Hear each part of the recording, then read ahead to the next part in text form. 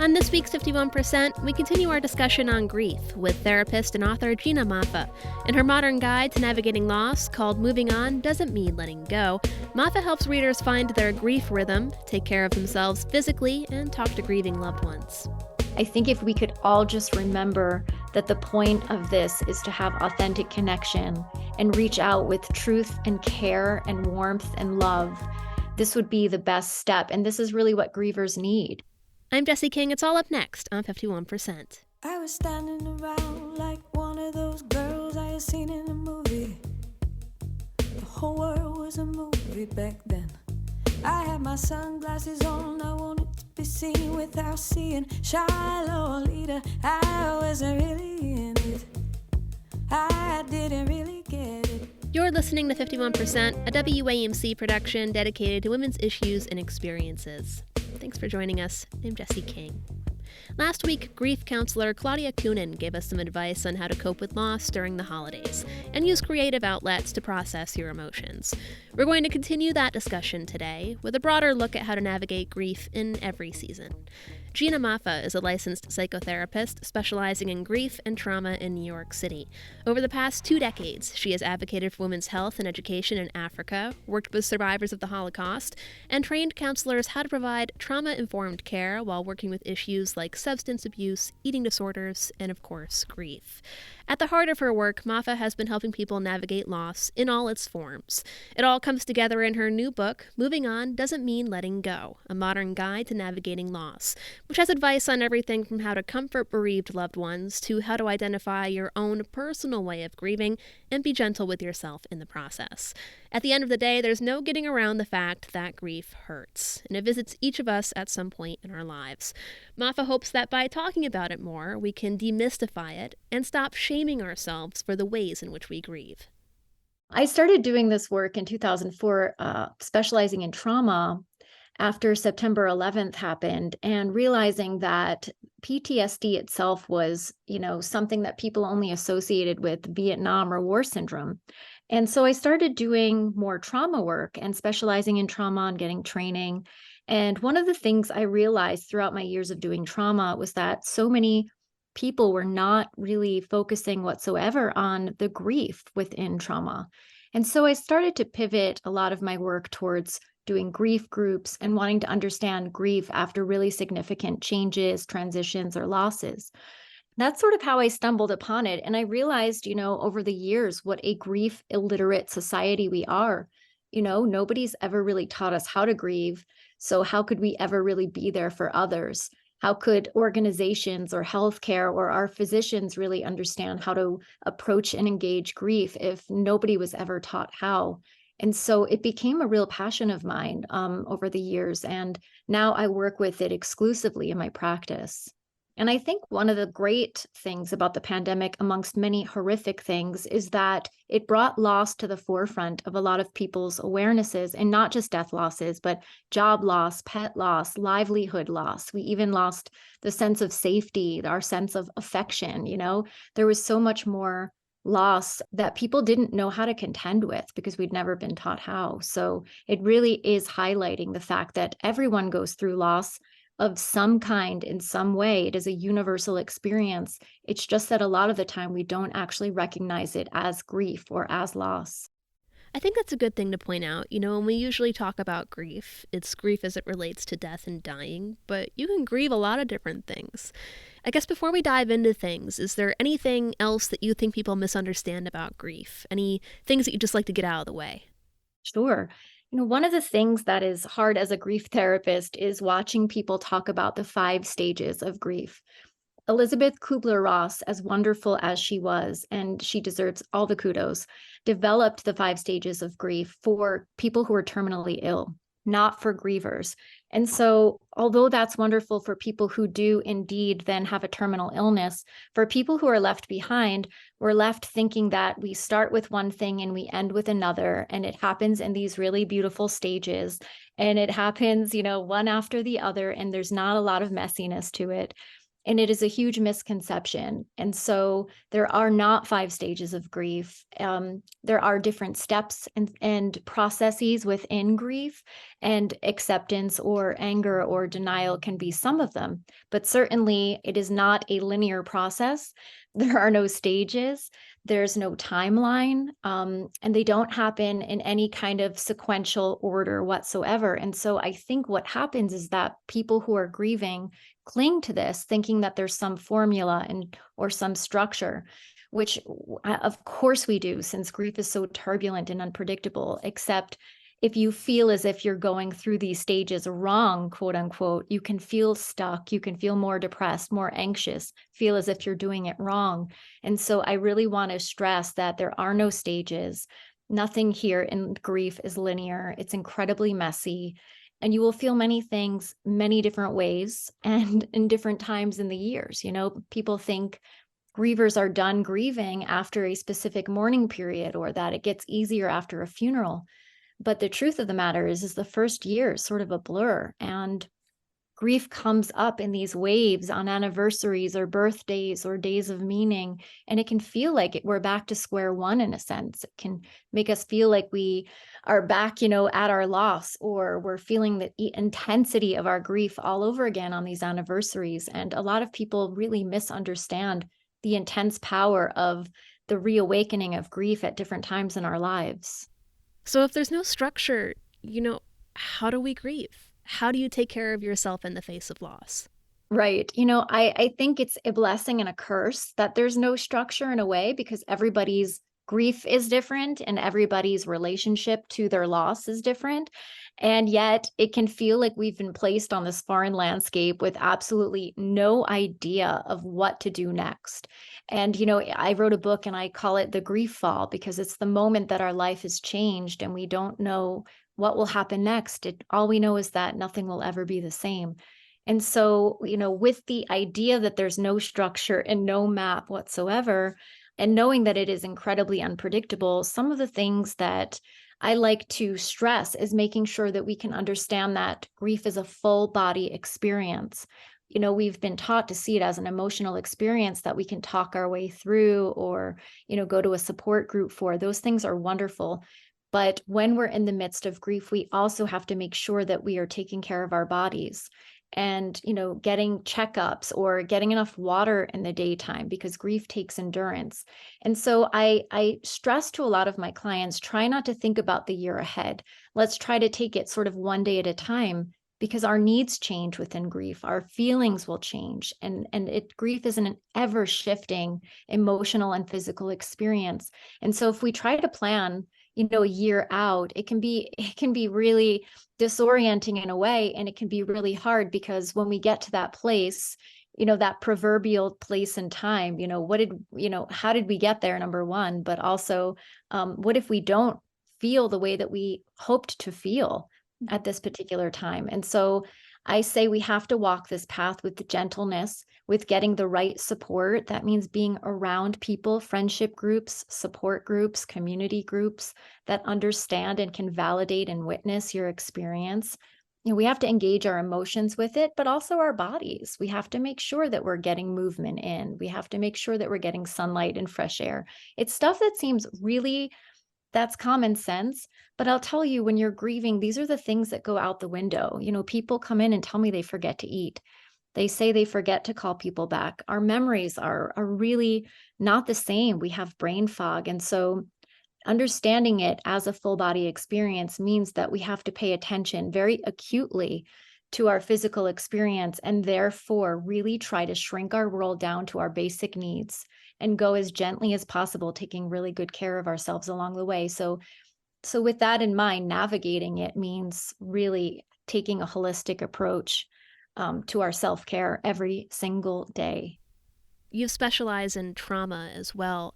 I want to make sure I'm being careful with the way that I word this, but what would you say marks the difference between a normal loss, even though that there's no such thing as a normal loss, but one that isn't necessarily traumatic, I guess, and a traumatic loss? There are sudden, unexpected losses, or there are ambiguous losses, which mean there are losses without closure, such as estrangement or progressive cognitive and mental challenges. And those losses can be even more traumatizing to us. But what I want to say is the difference between a loss being sort of quote unquote normal and traumatic really has to do with our own personal relationship to the loss, our own mental health state prior to our loss. And it really is our nervous system, right? I can't tell somebody who comes in and says they had a traumatic experience that involved loss that it wasn't traumatic to them, because our nervous systems, they scan for safety, they scan for danger. And so, if somebody gets stuck in a state that reminds them after this particular loss of a loss previous, they will have a traumatic reaction. And so it could be anything from, an ambiguous loss, like I said, or it can be the meaning of the loss, the relationship to the loss itself. Sometimes people have a loss and it's their caregiver or the person who took care of their livelihood. Those losses are going to have a much deeper impact on our nervous system because it's about survival. And so I think that we're starting to see the literature in psychology begin to change regarding what is traumatic loss and what isn't, because it really is an individual experience, and it is an individual experience that our nervous system responds to. On that note, if you have a friend or loved one who is grieving, and this is something that I asked our guest last week as well, how do you recommend you talk to them? Because we are definitely not, as a society, used to talking about death and loss. It can make a lot of people uncomfortable or just feel like they're going to say the wrong thing. Absolutely. And because we haven't been taught how to grieve, we haven't been taught how to support grievers. I have an entire chapter in my book called The Platitude Trap, because it feels as if society has come up with these, somewhat acceptable phrases that you can use to let a griever know you care. Except, we forget that somebody who's gone through loss feels as if they've been transported to another planet, and then walks along, somebody that they care about and know in their lives who says, heaven just got another angel.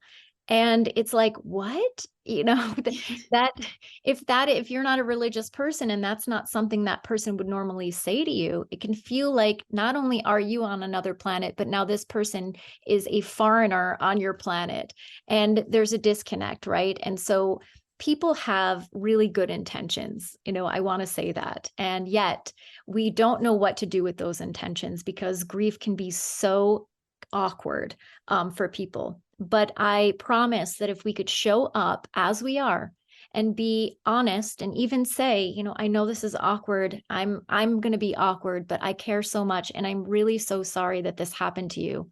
I'm really so sorry that this is something that you're going through. This loss is such and it really sucks. And I am here with you. I think if people had the ability to just be who they are and be honest and authentic in just the idea that connection itself is the balm that grievers need, it would be a lot better for people, and we would all be able to connect in the ways that we hope to.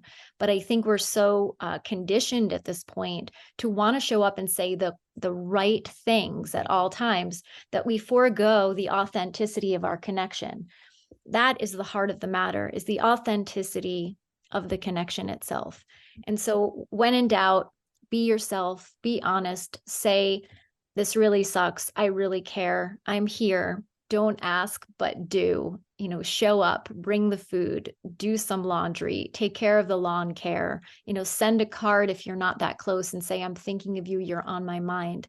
I think if we could all just remember that the point of this is to have authentic connection and reach out with truth and care and warmth and love, this would be the best step. And this is really what grievers need. I've heard that sometimes the best time to reach out to someone is actually, months after the loss, as by then, when that initial wave of well wishes and cards fades away and, a person can be left feeling a little lonely. Have you seen that to be the case? Do you feel that there's truth to that? Oh, absolutely. Because, when people show up to a funeral or a wake, or, it's just a few weeks after, you're sort of inundated and you're in a place of brain fog. And so a lot of it feels like a blur. When you start coming to and real life comes back again, as in the world goes on, even though ours has stopped, we can tend to feel really lonely as grievers. So one of the most important things you can do is to reach out months later, a year later, put the anniversary of somebody's loss in your phone calendar and maybe send flowers or a card every year. I think one of the things that can get in the way is that people are afraid to mention somebody's loss because they think they're going to remind them of it and make them feel sad all over again. But I can guarantee that people who've gone through a loss never forget their loss. And if anything, they're not reminded in a painful way when people bring it up, but they're reminded in a way that makes them feel connected and cared about. So far, I think we've been talking about instances where we have a good relationship with the person we've lost and we're grieving that relationship. But obviously, that's not always the case. What about cases where maybe you don't have a good relationship with someone? I imagine that doesn't mean you don't grieve, but how is that experience different? Sometimes people say, oh, well, if so-and-so dies, I'll feel so much better because they won't be in my life. But the truth of the matter is that it becomes a really complicated loss because you're still grieving the layers of what you wished the relationship could be. You're grieving the parent or person that they could never be for you. And so it really complicates and adds to a lot of secondary losses and can feel really traumatizing to people. And so it is not always a relief when somebody that they didn't have a great relationship with is no longer here, because you really then never have the opportunity to create a sense of closure or peace or any shift in the relationship. Even if that wasn't necessarily a possibility when they were alive, it really truly isn't anymore. And there's that grief as well. And so it can really complicate matters and bring people to a place that's feels like it can be peaceful, but also adds to a lot of different types of losses that they have to then grieve again. We're speaking with Gina Moffa, author of Moving On Doesn't Mean Letting Go. You introduce a concept in the book that seemed a little foreign to me. So I'd like to ask, what is a grief rhythm? And how do you, figure out yours and move with it? I came up with the term grief rhythms because I started to see in my practice that everybody had certain ways of coping, different tendencies with coping with really hard things in their lives. Grief being, obviously one of them and one of the things I work with in my practice. But I started to also see people judging the ways in which they grieved, or their family or loved ones judging the ways in which they grieved. And I thought, what if we could look at our grief or our really painful experiences without judgment, without bullying or berating the ways in which we cope, but learning to engage with them, to lean into them, to flow with them, to understand them. And everybody has a specific tendency, or I call it rhythm, to which they sort of, they cope. And so I have 8 that I spoke about in my book. There are many others. This was just the beginning. But I put them in there because I felt like it was important for people to understand. If you are somebody who loves to talk about your feelings all the time, talk, you can understand them, but you have a really hard time feeling them, that's okay. There's nothing wrong with you. This is your intellectualizer inside of you. That's your rhythm. If you're somebody who likes to keep really busy and you just move and move and move, and people are saying, I'm really worried about you. It doesn't seem like you're really, you're grieving much. Rest assured, you are grieving. It's a tab that's on in the background. This is part of your rhythm. This is part of the ways in which you cope with really hard things in your life. And there's a distinction between avoidance and these rhythms.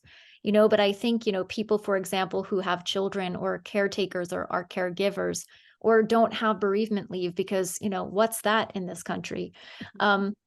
And they have to go back to work just simply for their livelihood, people will think that they are not grieving and that they're feeling better. And the truth is that they're in their survival grief rhythm because they simply have to survive first. They don't have the luxury of grieving. And it's something that for me gives people permission to learn about themselves, learn about their coping tendencies, and help other people to learn about their coping tendencies and how they're grieving as well, without that sense of, oh, well, Sally down the street doesn't look like she's doing that. She must be doing it right. And so I wanted to take the judgment out of grieving. And because it's such a mysterious, it's not science, it's mystery. And so I wanted to take that out. by saying all of this is right. There's no wrong way to grieve. There's different rhythms, and you'll flow into one of them. You'll flow into all 8 of them, or you'll be a couple of them at a time and at different times in your grieving process. But that, berating yourself or comparing and despairing to other grievers, which is something we often also do, is really not going to be helpful or healthy for you. And that it's okay for you to learn about yourself, learn about the things you need, and learn about your own flow and rhythm so that you could help and other people who love you can help you, in the process, or to help you, in any way that you may need it in terms of how your process unfolds for you over time. And so that's really where I came up with those. It's a way to really take the sting out sometimes of what can be a really frustratingly confusing experience for so many people. This next question is something that honestly didn't cross my mind until I came across your book. Like everything else in our lives now, social media can have an impact on the ways that we grieve. You talk a little bit in the book about the decision to post or not to post. What should people be keeping in mind when sharing their grief online? Social media is a really funny animal because for the most part, it was a lot of people using it as a highlight reel. For a lot of people since the pandemic, it's become sometimes a place where people can let go of their traumas or use it as a place to connect with people who've gone through something similar. I think it's an incredibly unique and individualized experience. But I also think people share news with an audience, perhaps, that they aren't close with or don't feel safe around. And so there's a lot of faux friends out there that get very intimate information from us based on our sharing. And so it becomes this thing where some people don't share at all because they don't perhaps understand their privacy settings, or, they don't want to post something that will then get back to people. But I think that, we have the opportunity to create our own boundaries when it comes to our losses. And it's incredibly important that we know that we do not have to share our intimate loss or our intimate information surrounding that loss with just anyone or just a general audience if we don't feel safe to do so. And safety is a really big thing in social media because once it's there, it's there. Mm-hmm. And also once it's out there, information spreads quickly, and we're not always happy sometimes with the responses or lack thereof, of some of our peers. And so it can add to a lot of our grief and a lot of our strife. So I say, use those privacy settings if you know how, but it is really not necessary for you to share every intimate part of your loss or your loss experience, or even just any intimate experience in your life with an entire audience, unless you feel safe to do so. And safety is an individual experience. I can't define what feels safe to other people, and social media is not always a safe platform. And it can differ, including, TikTok or Instagram or Facebook. All of those have their own, environments, and, it can be a challenge to decide where you share your intimate, experiences or where you share your news. But I think it's important for you to really consider where you feel safe, how much you feel safe sharing, if you can block out some of the people you don't feel safe sharing that with whilst also sharing. And if you decide, to put the boundaries on that, to give yourself permission to do so, because social media is a really tricky animal, and it can be used for such beautiful things such as connection and safety. And it can be also used against us in those same exact ways.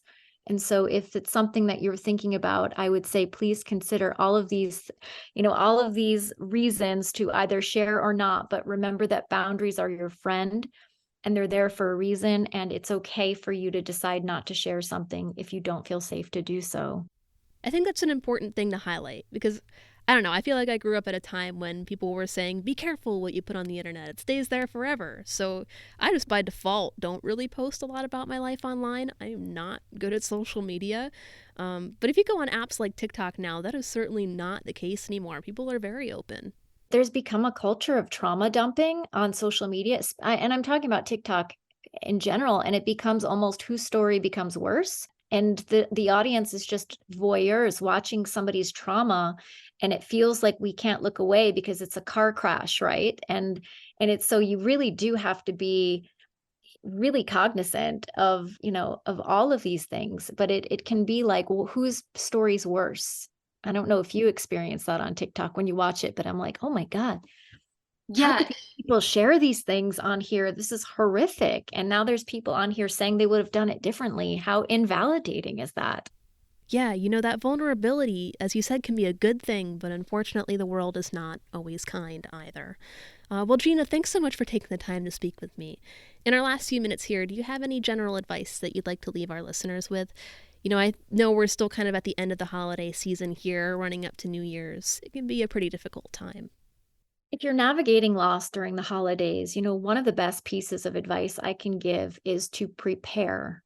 And really that means, if you can't do something, to prepare for it to either not get done or to have somebody else do it. The anticipation of leading up to a holiday or any kind of day of meaning can be so hard for us, but it can be so much more helpful for us to prepare, to delegate, to prepare either what we're going to do or what we're not able to do, or even to prepare a plan A, B, or C, which I can talk about in my book, which is if I wake up and I really am great and I'm feeling like I can go and be around people, I'm going to do it.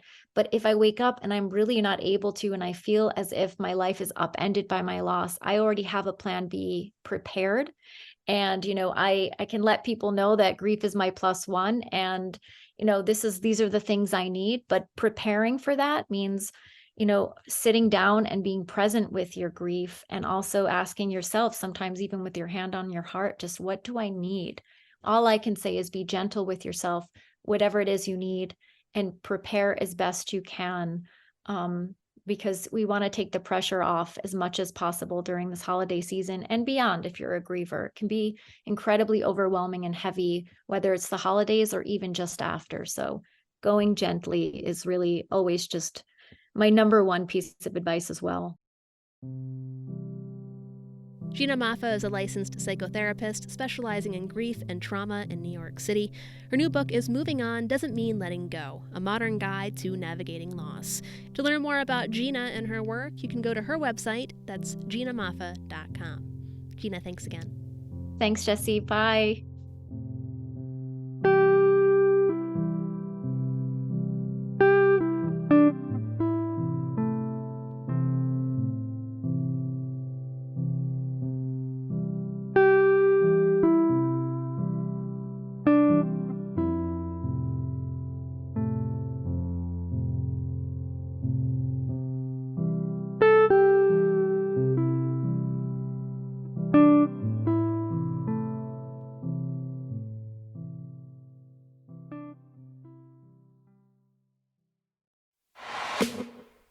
Thanks to you for tuning in to this week's 51%. 51% is a national production of WAMC Northeast Public Radio in Albany, New York. It's produced and hosted by me, Jesse King. Our associate producer is Jody Cowan, and our theme is Lolita by the Albany-based artist Girl Blue. Just a reminder that you can listen to 51% anytime at WAMCpodcasts.org or wherever you get your podcasts. And you can stay in the loop on all of WAMC shows by signing up for our weekly newsletter Airwaves at WAMC.org. We hope you'll join us next week, but until then, I'm Jesse King, 51%. I was every single girl, I was nobody else, I was so sure of myself. I was 15 and a half, he was a hollow laugh. And I lost my cool somewhere along the way. The nightmare down the hallway, I had to learn how to look away. I lost my cool, no electricity, hot rain on the concrete, sweet melting little girl dreams. They said, oh, I want a big life, not a house that could have been like. Where are you taking me? Where are you taking me?